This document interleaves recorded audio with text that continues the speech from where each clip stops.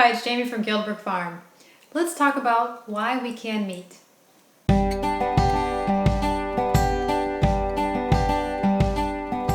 So welcome back and welcome to my somewhat disastrous kitchen.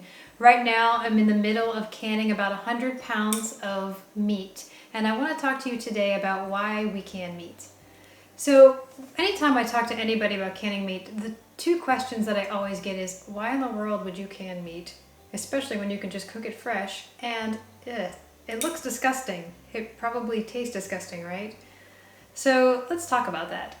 There are three reasons why we choose to can meat, and the first one is storage.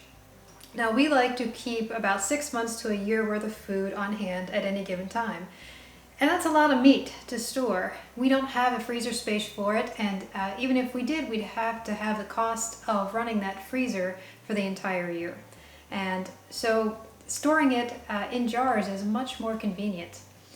Now the second reason that we like to can meat is for convenience sake. So we've all been there. You come in from a day of work and it's 5 o'clock and the kids are hungry and the husband's hungry and you're like, I don't know what to make. Let's just order a pizza or open up a can of soup or something. And if you guys have canned meat, you guys can have really quick, healthy meals available immediately. You just open it up and dump it into any recipe. You can make tacos or ragu, or you can even open up a roast beef and just serve some mashed potatoes and some green beans with it. And it's a delicious, healthy meal. So the third reason that we like to can our food is for cost savings. If you're like us and you don't have the land to raise your own meat, then you're going to need to source it from somewhere else, such as a grocery store or a local farm. But when you do that, you're at the mercy of their pricing. However, these places usually do have sales. We like to source ours from a local grass-fed beef farm, and twice a year they have a freezer sale, and that's the time that we stock up. So you can really get a lot of savings by buying in bulk during those sales. Okay, so the big question that I always get is, doesn't it taste disgusting? Look at this jar. It's meat floating in a vat of water. And when I looked at this, I said, there's no way I'm going to eat that. I put it in the same category as Spam and thought, it's gotta taste disgusting. And then one day, I just got a bug up my butt to try it, and I could not have been more wrong about the quality of canned meat. Now, of course, if you're using poor meat to start with, and you can poor meat, canning's not going to improve the taste of that. But we use good quality meat, and I can tell you that it tasted just like I made it an hour ago. And the roast beef that I can is absolutely fantastic. It tastes like it just came out of the crock pot. We usually pop open a jar, and like I said earlier, we make some mashed potatoes and some vegetables to go with it, and that's our dinner, and it is fantastic. So what kind of meats do we can? Well, I can ground beef, usually 95.5. I can roast beef. I can Italian sausage. And I also can stew meat and chicken. Now today I'm just canning the beefs and the sausages. If you guys aren't convinced already that you need to try canned meat, let me just tell you how easy it is. Now this isn't meant to be a how-to can video, so if you are interested in learning how to can meat, you're going to want to go to an authoritative site such as the National Center for Home Food Preservation. That's a website that I frequently use, and I always go on there to check the canning times and some of the recipes. I'm going to leave a link below so you guys can check that out if you haven't already. Okay, so to can meat, you're going to need a pressure canner. Now I use a 921 All-American pressure canner, and I do use it on a glass cooktop. There is some controversy as to whether or not you can do that. I have had no issues with the glass cooktop cracking. I'm just very careful about slamming it down. You also are going to need some pint and some quart jars. For the ground beef and ground sausage, you can use either standard or wide mouth, but for roast beef, you're going to want to use the wide mouth to be able to get the meat in there in a big giant chunk. And you're going to also want to keep in mind that you're going to need about 1 pint for every pound of meat you have. And I found that you tend to go over that a little bit, so make sure that you have some extra jars hanging around.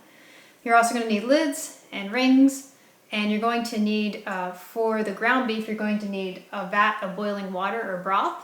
I just use boiling water. and you're going to want some salt for that.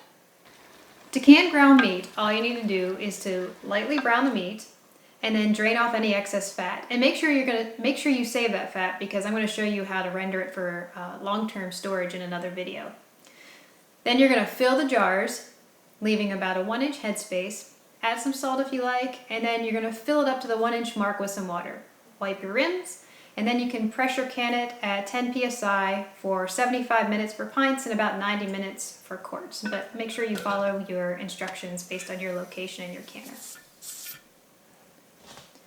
Now for the roast beef, you don't need to brown the meat.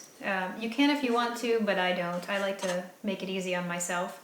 You will want to trim off all the fat though, because the excess fat can make it difficult for the jars to seal. I usually add a slice of onion to the bottom of each jar and then put a chunk of roast on top. I usually add a pinch of salt, and sometimes I add some other seasonings such as steak seasoning. And then a lot of people recommend that you do not add water to a raw pack, but I found that the grass-fed beef tends to be pretty lean and doesn't produce a lot of water, so I will add a little bit of water. And then I just can as usual. It's about 75 minutes for pints and 90 minutes for quarts at 10 psi.